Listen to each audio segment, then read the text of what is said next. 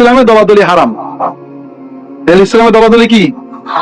আল্লাহ কোরআনে বলেছেন ওয়াতাসিমু বিহাবলিল্লাহি জামিআন, তোমরা ঐক্যবদ্ধভাবে ইসলামের রজ্জু ধারণ করো, ওয়ালা তাফাররাকু, দলাদলি করো না।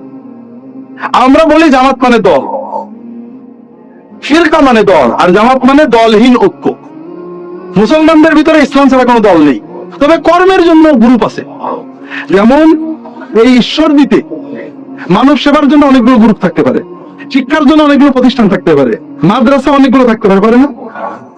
কিন্তু কোন মাদ্রাসা বলে করে ওই পাকশির মাদ্রাসা আমরা আলাদা দল, ওরা একটা দল আমরা একটা দল, আমাদের ছাত্র ওদের কাছে যাবে না, ওদের ছাত্র আমাদের কাছে যাবে না, ওদের সালাম দেবো না, তাহলে কে ভালো হয়নি? সবাই তাল মেলেন, কেউ এই মাদ্রাসা বেশি পছন্দ করে, কেউ ওইটা করে, কেউ। এই জন্য মুসলমানের দল একটাই, সেই দলের নাম হলো ইসলাম।